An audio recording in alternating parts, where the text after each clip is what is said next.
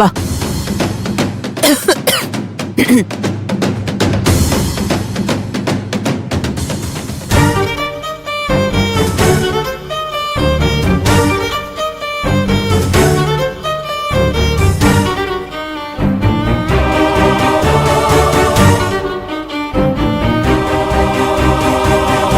സാരമില്ല, ഒരു 41 ദിവസത്തെ പ്രശ്നമല്ലേ ഉള്ളൂ.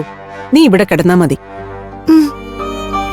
പിന്നെ നിന്റെ ഒരു സ്വഭാവം വെച്ച് നോക്കുമ്പോ തനിച്ച് കിടക്കാൻ നിനക്ക് പേടിയൊന്നും ഉണ്ടാവില്ലെന്ന് എനിക്കറിയാം. അതെ, കഴിവതും ഈ 41 ദിവസം പുറത്തേക്ക് ഇറങ്ങാതിരിക്കുക. പിന്നെ ആഹാരത്തിന് സമയമാവുമ്പോ അടുക്കളയുടെ പിന്നാമ്പുറത്ത് വന്നാ മതി. അവിടെ സെർവന്റ് ഉണ്ടാവും. നിനക്ക് വേണ്ട ഫുഡൊക്കെ അവര് പാത്രത്തിലാക്കി തരും. പിന്നൊരു കാര്യം ഞാൻ പ്രത്യേകം പറയാം. സന്ദീപിന് വേണ്ടിയുള്ള ഈ വ്രതം കഴിയുന്നത് വരെ നീ അവനെ കാണാനോ സംസാരിക്കാനോ അടുപ്പം കൂടാനോ നിന്നേക്കരുത്. ഇനി അവനായിട്ട് അതിന് ശ്രമിച്ചാ പോലും നീ അത് വിലക്കിയേക്കണം. വ്രതം അവസാനിക്കുന്നത് വരെ കന്യകയായിട്ട് തുടരേണ്ടത് നിന്റെ ഉത്തരവാദിത്വവും കടമയോ.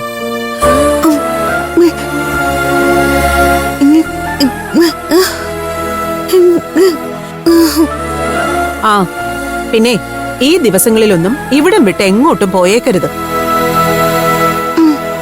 ഞങ്ങളുമായി യാതൊരുവിധ അടുപ്പം കാണിക്കാനും നീ വരണ്ട. പറഞ്ഞത് മനസ്സിലായില്ലേ? ഈ വ്രതം ഭംഗിയായി പൂർത്തിയാക്കുന്നത് നിന്റെ മനസ്സുപോലെ ഇരിക്കും. എന്തെങ്കിലും ഒരു തടസ്സം നേരിട്ട അതിന്റെ ദോഷം നിനക്കാണെന്നും കൂടി നീ അറിഞ്ഞോണം.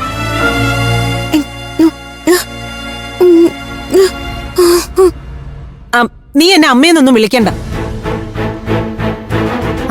അങ്ങനെ വിളിക്കാനുള്ള ബന്ധവും അവകാശമൊക്കെ ആകുമ്പോഴേ ഞാൻ പറയാം. അതെ, ഇപ്പൊ ഇവിടെ അടങ്ങി ഒതുങ്ങി കഴിയാൻ നോക്ക്.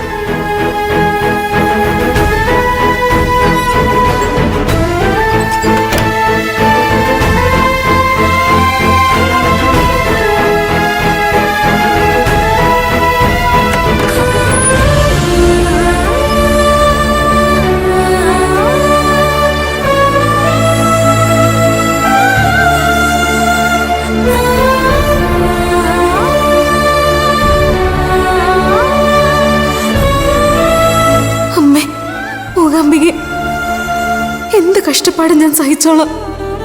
എത്ര നാൾ വേണമെങ്കിലും ഞാൻ പട്ടിണി കിടന്നോളാം. പക്ഷെ എന്നെ കല്യാണം കഴിച്ചതിന്റെ പേരില് സന്ധ്യമായിട്ട് ദുഃഖിക്കാൻ അവസരം ഉണ്ടാക്കല്ലേ അമ്മ. എപ്പോഴും ആ പാവത്തിന് തുണയായിരിക്കണേ.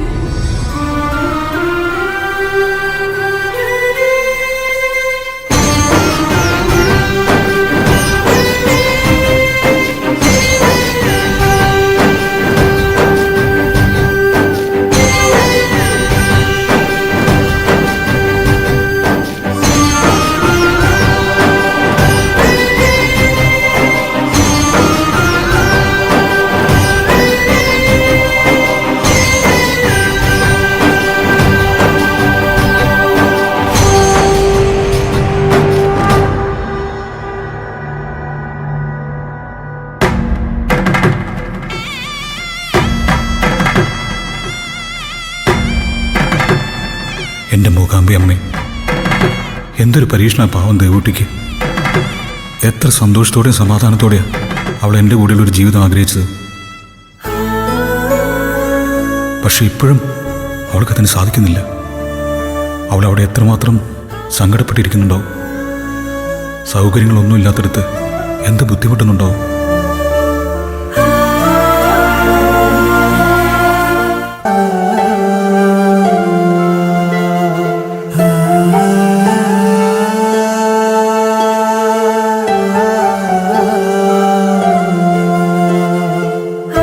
ഇല്ല ദേവുട്ടി, നിനക്കില്ലാത്ത ഒരു സൗകര്യങ്ങളും ഇനി എനിക്കും വേണ്ട.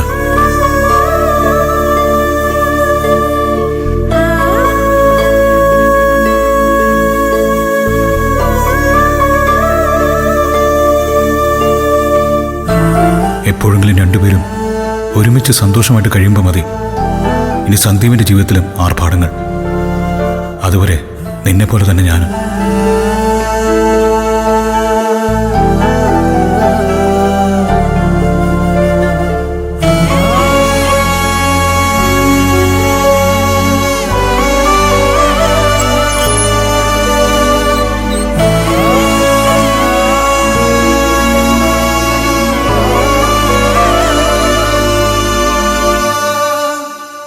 എന്താ മോനെ ഇത്? നീ എന്തിനാ ഇങ്ങനെ നിലത്ത് കിടക്കുന്നേ?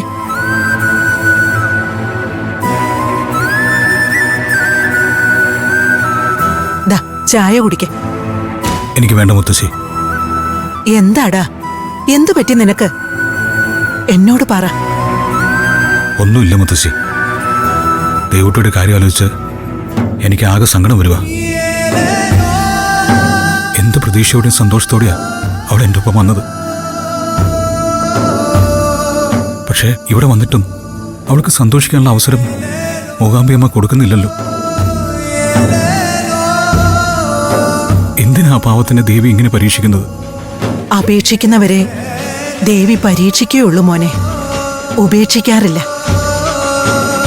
ഈ അനുഭവിക്കുന്നതിനൊക്കെ അവൾക്ക് എന്നെങ്കിലും ഒരു നല്ല കാലം മൂകാംബിക ദേവി നൽകാതിരിക്കില്ല. ഇപ്പൊ ഇത്തിരി കഷ്ടപ്പെട്ടാലും വേണ്ടില്ലടാ. നിങ്ങൾ രണ്ടുപേരും ഒന്നായില്ലേ?